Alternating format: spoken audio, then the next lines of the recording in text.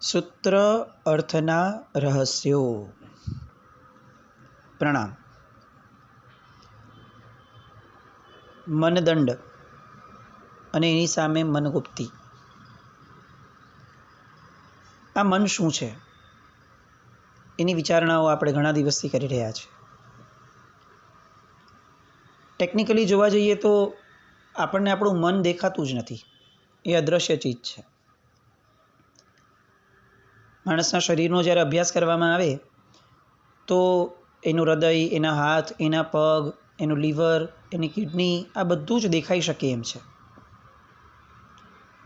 પણ એનું મન ક્યાં છે એ આજ સુધી કોઈ વૈજ્ઞાનિક ગોતી નથી શક્યો. આપણને એવું લાગે છે ઘણી બધી વાર ઘણા વ્યક્તિઓને કે આપણે બુદ્ધિ દ્વારા વિચારીએ છીએ. બુદ્ધિ, મગજ જે દેખાય છે એ કેટલાક એવા ફ્લુઇડ છોડે છે કે જે ફ્લુઇડને કારણે સારા નરસા વિચારો, શોક અને આનંદની ભાવનાઓ, એ બધી ભાવનાઓ આપણને પ્રગટે છે. પણ આ બધાને આગળ કોણ વધારે છે? નંબર એક. અને બીજું, આ ફ્લુઇડને જનરેટ કોણ કરે છે? પ્રસંગ બનતા જ એ પ્રસંગ માટે એક ઓપિનિયન જે ઊભો થઈ જાય છે આપણો, એ કોણ કરે છે? આ જ્ઞાન જે છે એ વિજ્ઞાન નહીં ગોતી શકે. કારણ કે વિજ્ઞાન ક્યારે પણ રૂપી દ્રવ્યો સિવાયના એક પણ દ્રવ્યને આધારે ચાલી જ નથી શક્યું. એકચ્યુઅલી આપણને એવું જતાવવામાં આવ્યું, નાનપણથી અને વર્ષોથી જતાવવામાં આવ્યું કે આપણો ધર્મ એ અંધશ્રદ્ધાને પ્રેરે છે. કોઈ પણ ધર્મ એ અંધશ્રદ્ધાને પ્રેરતો હોય છે. આવું આપણને આજના એજ્યુકેશનમાં પણ ભણાવવામાં આવ્યું કે આ બધું સુપરસ્ટિશિયસ છે, આવું કંઈ હોય નહીં. કેટલાક નેતાઓ દ્વારા તો એવું પણ કહેવામાં આવ્યું હતું કે રામ જેવું કોઈ અસ્તિત્વ જ નથી, આ એક કથા જ હતી, કાલ્પનિક. તો આ જે ઈશ્વરીય તત્વો અથવા આત્મતત્વનો જે નકાર જે ઊભો થાય છે અને એને અંધશ્રદ્ધા કહેવામાં આવે છે, વાસ્તવિક રૂપે જો આપણે જોવા જઈએ તો વિજ્ઞાન એ સૌથી મોટી અંધશ્રદ્ધા છે. કઈ રીતે? આપણે કોઈ એના પ્રત્યેના દ્વેષવાળા નથી, કારણ કે આપણે ત્યાં તો કલિકાલ સર્વજ્ઞએ પણ વિતરાગ સ્તોત્રની ગાથાઓની અંદરમાં કેટલી બધી જગ્યાઓએ આ વિજ્ઞાન શબ્દને બહુ પાયાનો શબ્દ ગણ્યો છે. ગણધર ભગવંતોની સાથે પરમાત્માની ચર્ચામાં પણ વિજ્ઞાન શબ્દને ઘણી બધી વાર લાવ્યો છે આપણે. એ વાળું જે વિજ્ઞાન છે, વિશેષ જ્ઞાન, એ વિજ્ઞાન આપણને માન્ય છે, એ વિજ્ઞાનનો સ્વીકાર છે. પણ અત્યારનું જે વિજ્ઞાન છે એ વિજ્ઞાન જે ટેકનોલોજીના આધારે, જળ તત્વના આધારે જ ચાલે છે, એ જળની અંદરમાં શક્તિ ઊભી કરી અને કેટલાક કાર્યો કે કેટલાક ગેજેટ્સ ઊભા કરી દે છે, એના વિરોધની વાત નથી. વાત એ છે કે જળ સિવાયનું પણ એક તત્વ છે, એનો જે અસ્વીકાર આજના વિજ્ઞાનને છે, એ પ્રોબ્લેમ છે. આત્મતત્વનો સ્વીકાર એ આજનું વિજ્ઞાન કરી જ નથી શકતું. અને એટલે જ મન નામના તત્વને વિજ્ઞાન ક્યારે શોધી જ નથી શકતું. મન અરૂપી છે. અરૂપી ઉપર શ્રદ્ધા કરવું એ વિજ્ઞાનનું કામ જ નથી. પણ એ વિજ્ઞાનને જરાક બાજુ પર મૂકીએ ને તો આપણે પોતે પોતાની લાઈફને સમજવા પ્રયત્ન કરીએ, આપણને આટલા બધા વિચારો ક્યાંથી આવે છે. અને જે મન કાબૂમાં નથી રહેતું એવું આપણે વારંવાર બોલીએ છીએ, એ મનને કોઈ પણ ડૉક્ટરને જઈને કહીએ કે ચાલ મારા મનને કાબૂમાં રાખવા માટેની દવા આપો, મારું મન મને બતાવો, અને એ મનને બરોબર દબાવીને કંઈક રાખી દો શરીરમાં, આવું કરવા પ્રયત્ન કરીએ, આપણે નહીં કરી શકીએ. હાથને કે હૃદયને આપણા પ્રમાણે કંટ્રોલ કરી અને એ અવયવને કઈ રીતે વર્તવું એ હજી એકવાર આપણે શોધી શકશું, કારણ કે એ બધા તો દેખીતા અવયવો છે. મનને નહીં કરી શકીએ. તો મન જેવું તત્વ કે જે અરૂપી છે,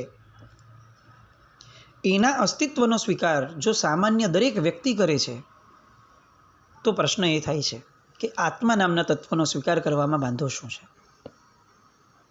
આપણે બધા જૈનો છે ને જન્મથી આવું માને છે કે હા આત્મા છે, દેટ્સ ઇટ. એનાથી વધારે આપણને કંઈ બહુ આત્મારે લેવા દેવા રહ્યો નથી. હજી પણ આપણને શ્રદ્ધાળુ કે સંકિતી કહેવા માટે આટલા બધા લાલયિત છીએ, પણ બેસિકલી સમ્યક દર્શનની જે વ્યાખ્યાઓ મૂકી છે, મુખ્યતયા તમેવ સચ્ચમ, નિસંકમ, એ વ્યાખ્યામાં આપણે ફિટ નથી થતા. ભગવાને કીધું છે કે આત્મા છે, તો આપણે એમ કહી દઈએ કે હા આત્મા છે, મેં આપણને કંઈ વાંધો નથી આત્મા હોય તો, પણ એટલા માત્રને સ્વીકાર ન કહેવાય. આ તો વિચાર છે. સ્વીકાર એ છે કે જેની અંદરમાં મન વચન કર્મથી એક કન્વિન્સિંગ અંદરનો એક ભાવ ઊભો થાય. મારું નામ આ છે એ આપણો વિચાર નથી, એ આપણો સ્વીકાર છે.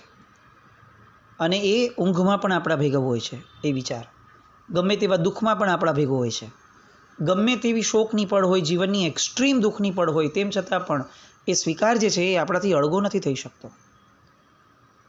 એ શ્રદ્ધા છે કે મારું નામ આ છે. બસ એવી રીતે હું આત્મા છું એવું જ્યાં સુધી નહીં આપણામાં વણાય, ત્યાં સુધી એ વિચાર, સ્વીકાર, શ્રદ્ધા આમાંના એક પણ શબ્દમાં ફિટ નહીં બેસે. આપણે માંડ વિકલ્પમાં છીએ કે હા હું આત્મા છું. કેટલાક લોકો ઘણું બધું સાંભળીને ઉપર છેલ્લું જે બોલતા હોય છે, આપણે એની વાત કરીએ છીએ, જે કન્વિન્સિંગ રીતે કરે છે જે સાધના, એ તો બધા વિરલા લોકો છે. પણ જેને ફક્ત સાધના નથી કરવી, એને પોપ્યુલારિટીની અપેક્ષાએ લોકોની અંદરમાં એસ્ટાબ્લિશ થવું છે કે ભાઈ હું નિશ્ચયવાદી છું, કે હું આત્મવાદી છું, હું તો આત્મા છું. આ બધા લોકો એ વચનના સ્તર ઉપર જેટલા છે એટલા આત્માના સ્વીકારમાં મનના કે કાયાના સ્તર પર નથી આવી શકતા. આપણી મૂળ વાત મનોગુપ્તિની છે, એટલે આ વાતને લઈએ છીએ કે જો મનનો સ્વીકાર હોય તો એ ત્યારે જ શક્ય બની શકે છે કે જ્યારે આપણે આત્મા નામના તત્વનો સ્વીકાર કરીએ. આપણે ગયા વખતે આત્મ સાક્ષાત્કાર અથવા આત્મસાક્ષી આ શબ્દો લીધા હતા. આત્મસાક્ષી એ જ નિયમ અને ધર્મ કરવાનો છે. તો એ આત્મસાક્ષી ત્યારે જ શક્ય બનશે જ્યારે આત્મા નામના તત્વનો સ્વીકાર થશે. અને સ્વીકાર પણ કેવો? જેટલો સ્વીકાર આપણા પોતાના નામનો આપણને છે એટલો જ. જીવનની ગમે તેવી ક્ષણમાં પણ અગર કોઈ આપણને બીજા નામથી બોલાવે તો આપણે કહીશું કે એક મિનિટ ઉપર, મારું નામ આ છે. આવો ભાવ જ્યાં સુધી અંદરમાં નથી ઘૂંટાતો કે જીવનની કોઈ પણ ક્ષણની અંદરમાં આપણાથી કોઈક સ્વજન વિખૂટું પડી ગયું, આપણાથી પૈસા વયા ગયા આપણી પાસેથી, આ બધી જ ક્ષણોમાં પણ એક સ્વીકાર મનને સતત મનમાંથી ઊભો થાય કે એ ભલે જતું, મારું નહોતું. હું તો આત્મા લઈને આવ્યો છું ને આત્મા લઈને જવાનો જ છું. એની બાદબાકી કરી શકવાની તાકાત કોઈના બાપની નથી, કર્મસત્તાની પણ નથી. તો જે ગયું એ આમ પણ મારું નહોતું, તો પછી મારે શેનો અફસોસ કરવાનો? હું ભાડાના મકાનમાં રહેતો હોઉં અને ભાડાના મકાનનો ઘરનો કલર નીકળી ગયો છે, તો એનો વસવસો એટલો બધો ન હોય. હા, એનું રિપેરિંગ હોય કે ભાઈ આપણે રહીએ છીએ તો થોડું સારું હોવું જોઈએ, પણ એ રિપેરિંગમાં કેટલો ખર્ચો કરવો એનું પ્રમાણ હોય. આપણને ખબર હોય કે ભાઈ ક્યારે બી છોડીને નીકળી જવાનું છે, આટલો બધો ખર્ચો ન કરાય. આ સમજણા માણસની નિશાની છે. તો એવી રીતે 70, 80, 100 વર્ષનું આયુષ્ય લઈને ભાડાના ઘરમાં આપણે આવ્યા, એનો સ્વીકાર મનમાં હોવો જોઈએ, એ શ્રદ્ધા મનમાં હોવી જોઈએ. મનોગુપ્તિ આ છે. એક સાધુ કેમ જીવનની કોઈ પણ ક્ષણની અંદરમાં ક્યારે પણ ખેદમાં નથી હોતો? શ્રમણ કોને કીધો? સાધક કોને કીધો? તો કે જે જીવનની કોઈ પણ ક્ષણની અંદરમાં ખેદમાં નથી હોતો. કેમ? કારણ કે એને ખબર છે કે ખેદ પામવા જેવી ઘટના થતી જ નથી મારી હારે. ખેદ તો ત્યારે થાય જ્યારે મારું કંઈક ઓછું થાય, પણ મારું કંઈ ઓછું થતું જ નથી, તો મને ખેદ કેમ થાય? આ ભાવના જેનામાં ઘૂંટાઈ છે અથવા જેને આ ભાવના ઘૂંટવી છે એ માણસ દીક્ષા લે છે. સંયમ એ એની માટે છે. આપણે સંયમની એટલી બધી બાહ્ય વ્યાખ્યાઓમાં અત્યારે અંદર ઇન્વોલ્વ થઈ ગયા છીએ કે સંયમ શબ્દ ઊંઘમાં પણ આપણને કોઈ કહેશે તો આપણે તરત કહીશું કે અચ્છા સંયમ એટલે વિહાર કરવો, સંયમ એટલે લોચ કરવો, સંયમ એટલે સફેદ કપડાં પહેરવા, સંયમ એટલે 2 ટાઈમના પ્રતિક્રમણ, 3 ટાઈમના દેવવંદન, 5 મહાવ્રત. આ બધા તો સમ્યક્ત્વના લિંગ છે, લક્ષણો છે. મૂળભૂત સંયમ જેને કીધું છે એ તો આ છે. પહેલાંના પાપોથી મુક્ત થવું અને નવા પાપના સ્થાનોને સાવ મિનિમાઇઝ કરી દેવા. સતત પહેલાંના પાપોથી મુક્ત થવાનો પરિશ્રમ કરવો. આત્માને સ્વીકાર્યા વગર આ કઈ રીતે શક્ય બને? એટલે મનોગુપ્તિ આજે આટલા વખતથી જે ચલાવ્યું છે, ખેંચ્યું છે, એનું મૂળ કારણ આ છે કે જો એનો સ્વીકાર નહીં થાય તો ચિત્તની અંદરમાં ક્યાંય એકાગ્રતા નહીં આવે. એકાગ્રતા નહીં આવે તો સંયમ નહીં આવે. સંયમ નહીં આવે તો હવે આ જે સંયમ છે એની માટે પેલી સજ્જાઈમાં વાત લખેલી છે, ચારિત્ર વીણ નહીં મુક્તિ.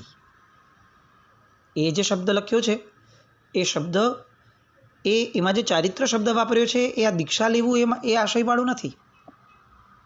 કારણ કે જો દીક્ષા લીધા વગર મુક્તિ મળતી હોત, ન જ મળતી હોત, તો એક પણ ઘટના સનાતન એવી ન બની હોત કે જેમાં દીક્ષા લીધા વગર કોઈને પણ કેવળ જ્ઞાન થયું હોત. અહીંયા દીક્ષા ધર્મનો લેશ માત્ર પણ અપલાપ કે વિરોધ કે એના વગર ચાલશે એવી વાત નથી. મૂળભૂત વ્યાખ્યા સમજવાની વાત છે કે દીક્ષા લીધા પછી પણ બહુ મુખ્ય વસ્તુ જે છે લક્ષ્યની એ કરવાની બાકી રહે છે, જે કરવાની આવશે. દીક્ષા લેવી એ લક્ષ્ય નથી, દીક્ષા લેવી એ સાધન છે. એ સાધનને મેળવી અને કેટલાક સાધ્યને આપણે પૂર્ણ કરવાના છે. એવી રીતે કોઈ પણ ક્રિયા કે આરાધના કરવી એ સાધ્ય નથી, એ સાધન છે. સાધન વિના સાધ્ય ન જ મળે એ હકીકત છે, પણ સાધન મેળવ્યા પછીથી સાધ્ય તરફ આગળ વધવું પડે એ પણ એટલી જ હકીકત છે. વ્યવહાર અને નિશ્ચય જો બંને ભેગા નહીં ચાલે તો કઈ રીતે કામ થશે? એકલા વ્યવહારને પણ પકડીને રાખશું અને નિશ્ચયથી દૂર થતા જશું તો આપણો માર્ગ એવો થઈ જશે કે જેમાં રોજ ને રોજ સમયને આધારે આપણે બદલાવ કરતા રહીશું અને એક સમયે એટલો બધો બદલાવ થઈ જશે કે આપણે મૂળભૂત ક્યાંથી શરૂ થયા હતા એ જ ભૂલી જશું. નિશ્ચય વગરનો વ્યવહાર કઈ રીતે રાખી શકાય? પરિવર્તનશીલ એ તો પરમાત્માના શાસનની એક લાક્ષણિકતા છે, પણ કયા આધારે પરિવર્તન કરવું, નિશ્ચય વિહોણું પરિવર્તન એ ન ચાલે. એ ગીતાર્થતા છે. એટલે જ શાસ્ત્ર, શાસન આ બધું ગીતાર્થને આધીન છે, પરિસ્થિતિઓને કે આપણા મનને આધીન નથી. મનગુપ્તિ સમ્યક્ત્વ પરાક્રમ અધ્યયનની વાત આપણે કરતા હતા કે ભગવાન મનોગુપ્તિ વડે જીવ શું પ્રાપ્ત કરે છે? આવો પ્રશ્ન જ્યારે શિષ્ય કરે છે ત્યારે કહે છે ગુરુ કે મનોગુપ્તિ વડે ચિત્તની એકાગ્રતાને પામે છે અને એકાગ્રતાવાળા ચિત્તના કારણે જીવ મનોગુપ્તિવાળો થઈ અને સંયમનો આરાધક બને છે. હવે વચનગુપ્તિ તરફ વળીએ. એ જ અધ્યયનની અંદરમાં પૂછે છે કે હે ભગવાન, વચનગુપ્તિ વડે જીવ શું પ્રાપ્ત કરે છે? અને ત્યારે કહે છે પ્રભુ કે વચનગુપ્તતા વડે જીવ નિર્વિકાર ભાવને પામે છે અને નિર્વિકારતા વડે જીવ વચનગુપ્ત થયો હોવાથી અધ્યાત્મ યોગ સાધનાવાળો થાય છે. એટલે કે અધ્યાત્મ યોગ, મનના જે ધર્મધ્યાન વગેરે યોગો છે એ યોગો અને પ્રવૃત્તિઓ તરફ એની એકાગ્રતા એની વધે એ વચનગુપ્તિનું પરિણામ છે. આપણે જે વચનગુપ્તિને કોઈ દિવસ એટલું મહત્ત્વ આપ્યું જ નથી એ વાળી આ વચનગુપ્તિ. આપણે જીવનમાં કેટલી વાર એવો અફસોસ વ્યક્ત કર્યો ગુરુ ભગવંતો પાસે કે ભગવાન પાસે કે ભગવાન મારા વચનની અંદર પવિત્રતા નથી. તમે જુઓ, કેટલાક આપણામાં એવા છે કે જેને શરીર દ્વારા એટલી બધી આચાર સંપન્નતા મેળવવી છે કે જેની કોઈ સીમા નહીં. તપ દ્વારા, સંયમ દ્વારા, બહુ જ બધું. કેટલાક એવા થયા, અત્યારે પણ છે અને હોતા જ હશે દરેક યુગમાં, કે જેને મનને જ એકાગ્રતાપૂર્વક કાબૂમાં લાવવું હોય છે.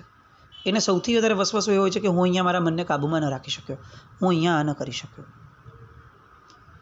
પણ આપણે બધા ભૂલી જઈએ છીએ કે આ મનોગુપ્તિ અને કાયગુપ્તિ વચ્ચેનું જે મેસેન્જર છે એ આ વચનગુપ્તિ છે. એ બંને વચ્ચેનો જે બ્રિજ, જે લિંક છે એ આ વચનગુપ્તિ છે. આપણે એક સામાન્ય ઉદાહરણ જોઈએ. મનની અંદર ગુસ્સો આવ્યો. હવે આ ગુસ્સો અગર આપણે વ્યક્ત કરી લીધો વચન વડે તો શું થશે કે ઝઘડો વધશે અને વધ્યા પછીથી કાયા દ્વારા પણ એ ગુસ્સાને અનુરૂપ પ્રક્રિયાઓ, પ્રત્યાઘાતો અપાઈ જશે. હવે આ કાયા દ્વારા અપાયેલા પ્રત્યાઘાત અને મનમાં આવેલો આવેશ, આ બેની વચ્ચે જે વચન વડે એક્સપ્રેસ થયું એ ભાગને માઇનસ કરી નાખો તો શું બચશે? મનમાં આવેલા આવેશને અગર કાયા વચન દ્વારા એક્સપ્રેસ જ નથી કરાયું તો કાયા દ્વારા જે પ્રત્યાઘાત આવ્યો એ ન આવી શક્યો હોત. વચન એ મનની આવેશની ધારાને એક્ઝિક્યુટ કરવા માટેનું એક લિંક બની. આ જેમ આવેશ માટે છે એવી જ રીતે આ વચનગુપ્તિ એ ધર્મ માટે પણ છે. આપણે ગુરુ પાસે ગયા કોઈક પ્રવચન સાંભળ્યું, કંઈક એમના જીવનની ચર્યા વગેરેને જોયું, ગમ્યું, પણ આપણે સમજો એક્સપ્રેસ કર્યું. આપણે એક ઇન્સ્ટન્સમાં એ છે કે આપણે એમને એક્સપ્રેસ કર્યું કે સાહેબ બહુ સદભાવ થાય, આમ આ કાળની અંદરમાં આવી ચર્યાઓ પાડવી, આવી નિર્મળતમ પ્રક્રિયાઓ પરમાત્માની આજ્ઞાવાળી, આ અદ્ભુત સત્વ અને પરાક્રમ માંગી લે છે. સાહેબ આ શૌર્યને ખરેખર મને વંદન કરવાનું મન થાય છે. અને એમ કરીને આપણે ગુરુવંદન કરીએ, આપણે આવો અહોભાવ વ્યક્ત કરીએ. થાય શું કે આવું વ્યક્ત થયા પછી ગુરુનો અનુગ્રહ એ આપણા પર વિશેષ થાય. કઈ રીતે? તમે જેવું વ્યક્ત કરશું આપણે એટલે તરત ગુરુ ભગવાન પૂછશે, ભાઈ શું આરાધના ચાલે છે? આપણે અત્યારે જ્યાં છીએ ત્યાંથી એક ડગલું ઉપર વધી શકીએ એ માટેનો પ્રયત્ન એ ગુરુ ભગવાન ત્યારે કરશે જ્યારે આપણે આપણા સ્તરથી આપણા વિચારની અભિવ્યક્તિ કરશું. એટલે જેમ ક્રોધ પણ એક્ઝિક્યુટ તો જ થયો જો વચન વડે અભિવ્યક્ત થયો, એવી રીતે ગુરુની કૃપા પણ એક્ઝિક્યુટ ત્યારે જ થઈ જો આપણો મનનો ભાવ, શુભ ભાવ એ વચન વડે એક્ઝિક્યુટ થયો. જો આવું ન હોત, હું બહુ સામાન્યપણે આમ પ્રશ્ન વિચારું કે જો વચનગુપ્તિનું એટલું બધું મહત્ત્વ ન હોત તો આ જિનાલયોની અંદરમાં સ્તંભનાઓની મહત્તા કેમ હોત? આજે આપણામાં એવો ઘણો મોટો વર્ગ છે કે જે એવું વિચારે છે કે ભાઈ ધ્યાનમાં જઈને બેસી જવાનું, ભગવાન આગળ પણ જઈએ તો ધ્યાનમાં બેસવાનું. કેટલાક એવા વિચારકો પણ છે કે જે એમ કહે છે કે દેવાલયો એ ક્યારે પણ એ ગાનનું સ્થાન નથી. દેવાલયો એ પરમાત્માના બિંબની સામે બેસી અને એમની ઉર્જા લેવાનું સ્થાન છે. વાત ખોટી છે એવી વાત જ નથી, પણ તમે જુઓ એ વર્ગ જે છે એ ફક્ત મનગુપ્તિ વડે એ પરમાત્માની ભક્તિ કરવાની વિચારધારાવાળા છે. એટ ધ સેમ ટાઈમ આપણે ત્યાં એવો પણ વર્ગ છે અત્યારે કે જે કાય ગુપ્તિ દ્વારા ધર્મની અને ભક્તિ, પરમાત્માની ભક્તિની ક્રિયાઓ કરે છે. એ પૂજા કરે છે, એ અષ્ટપ્રકારી પૂજા કરે છે, એ બાકીની બધી જે પણ જિનાલયને લગતી ક્રિયાઓ બધી કીધી છે એ બધી કરે છે. હવે ફક્ત ક્રિયાઓ કરતો માણસ એના જો વચનની અંદરમાં પોતાની કાયા સાથેનો તાલમેલ નથી આવતો તો એનું મન છે ને ભટકી જાય છે. એકાગ્રચિત્તે મનને ક્રિયા સાથે જોડવા માટે શરૂઆતના સ્તરમાં વચનનું આલંબન એ અતિશય આવશ્યક છે. જોકે આપણે અત્યારે જે કરી રહ્યા છીએ એ વસ્તુ આખી અલગ છે. જોકે એ વિષયમાં જવું પણ નથી કે ભાઈ પૂજાઓ કરતી વખતે દુહા બોલવા કે ન બોલવા, અને આ બધું બહુ મોટો વિષય છે. અને એ વિષયમાં તો એટલી બધી આપણી ખોડો છે કે જો લેવા જઈશું તો કદાચ આખો ને આખો વિષય જ મહિનાઓ સુધી ચાલી જશે. એટલે એના કરતાં આપણે વિચારીએ કે ઉચિત સમયે વચન દ્વારા જ્યારે ક્રિયાનું આલંબન, એના આશય એને સ્પષ્ટ કરાય છે ત્યારે મનને એ ક્રિયા સાથે જોડવા માટેનું એક તંતુ મળે છે. અને એના કારણે મન, વચન અને શરીર એ ત્રણે ત્રણ એક દિશામાં જાય છે અને એકાગ્રતા આવે છે. વચનગુપ્તિનું મહત્ત્વ આ છે. આપણે વચનને જેમ તેમ ફેંકી દઈએ છીએ. કોઈની યારે ગમે તેમ વાત કરવા લાગીએ, ફોન લાંબા અડધી કલાક ચાલે, આપણને ખબર નથી કે આપણે બોલીએ છીએ તો એ શબ્દો બોલવા માટે પણ કેટલીક એનર્જી યુઝ થાય છે. એ એનર્જી જેટલી યુઝ થાય છે એટલી આપણી શરીરની ક્ષમતાઓ ઘટે છે. બહુ બોલનાર માણસ એનું આયુષ્ય ઘટે છે.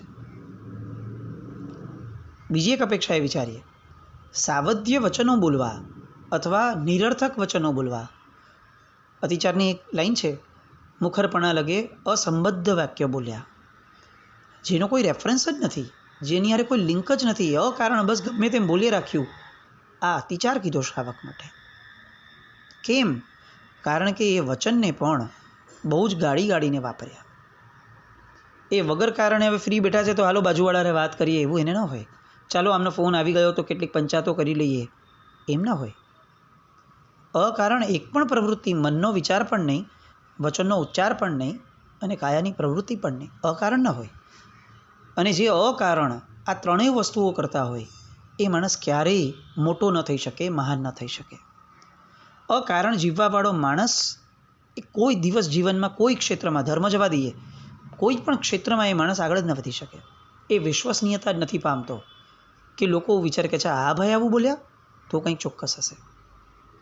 આપણે કથાઓમાં સાંભળ્યું છે કે કેટલાક અજૈન વ્યક્તિઓની પાસે જઈને સાધુ ભગવંત કેટલાક શબ્દો બોલી આવ્યા હોય તો પેલો અજૈન છે, બ્રાહ્મણ છે, શુદ્ર છે, જે છે, પણ એને એટલો વિશ્વાસ છે કે જૈન સાધુ એક પણ શબ્દ વ્યર્થનો ન બોલે. એ બોલ્યા છે એનો અર્થ કે ચોક્કસપણે કંઈક હશે. વ્યર્થ બોલવું એ જ અસત્ય ભાષણ છે. હવે એમ કહો કે હું તો સાચું બોલ્યો હતો. ભાઈ તું બોલ્યો તો સાચું, પણ તારા કામનું શું હતું? નરેન્દ્રભાઈ મોદીએ આ સમયે શું કરવું જોઈએ એનું લાંબુ ભાષણ આપનારો માણસ એ સાચો હોવા છતાં અસત્ય ભાષી છે, કારણ કે વ્યર્થ બોલે છે. નરેન્દ્રભાઈ મોદી સામે બેઠા છે, ચાલ તને પૂછવા આવ્યા હોય ને તારી સામે બેઠા હોય તો તું ચોક્કસ આ ભાષણ આપ, એ સત્ય ભાષણ છે. પણ ભાઈ તમને કોઈ પૂછવા જ નથી આવ્યું, બેસો ને શાંતિથી. આપણે શું કરવું જોઈએ આપણા આત્માની પ્રાપ્તિ માટે એની વાતો કરો ને થોડી. વચનગુપ્તી આ છે, એને એટલે જ વચનગુપ્તી વડે અધ્યાત્મ કીધું છે. નિરર્થક બોલતો માણસ ક્યારેય અધ્યાત્મમાં જઈ જ નથી શકતો.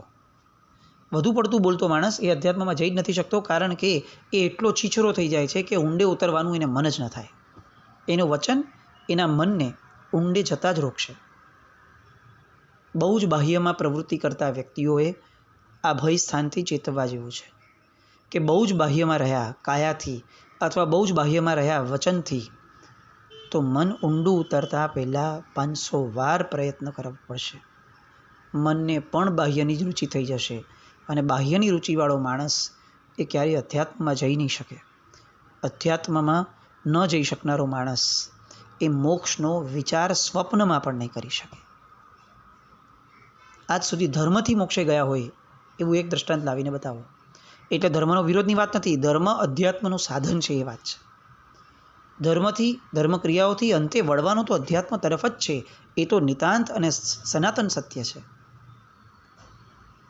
એટલે અધ્યાત્મના પ્રવેશ માટે આ વચનગુપ્તીનો જે આલાવો છે, વચનગુપ્તીનું જે આલંબન છે, એ જીવે સતત લેવું જોઈએ. સાવધ્ય વચન ન બોલવા જોઈએ, નિરર્થક વચન ન બોલવા જોઈએ, ઉપયુક્ત વચનો બોલવા જોઈએ, અસંબદ્ધ વાક્યો ન બોલવા જોઈએ, સંબંધ વાક્યો જ બોલવા જોઈએ. આપણી ગરિમાને, આપણા કુળને છાજે એવા જ શબ્દો બોલવા જોઈએ. આપણા મોઢામાંથી અપશબ્દો ન નીકળવા જોઈએ. અપશબ્દો નીકળ્યા તો જે કોમ કે જે જાતિ અપશબ્દ બોલતી હોય એવી જાતિમાં જવાને અમે લાયક છીએ એવું આપણે કર્મસત્તાને કહીએ છીએ, અને એટલે ભવાંતરમાં કર્મસત્તા એવી જ્ઞાતિમાં, એવી જાતિમાં, એવી કોમમાં આપણને જન્મ આપશે. વાણિયાઓને, મહાજનોને શોભે એવી ભાષા જો આપણા મોઢામાંથી નીકળે તો ભવાંતરમાં મહાજનપણું મળશે. શ્રમણને શોભે એવી ભાષા નીકળશે તો ભવાંતરમાં શ્રમણપણું મળશે. આપણી ભાષા એ આપણા મનનું પ્રતીક છે. એટલે ભાષાનો ઉપયોગ બહુ જ વ્યવસ્થિત રીતે કરતાં આપણે શીખીએ, વચનગુપ્તીને પામીએ, એવી શુભ મંગલ કામના સાથે. જીનાજ્ઞા કંઈ પણ બોલાય તો મિચ્છામિ દુક્કડમ. જૈનમ જયતિ.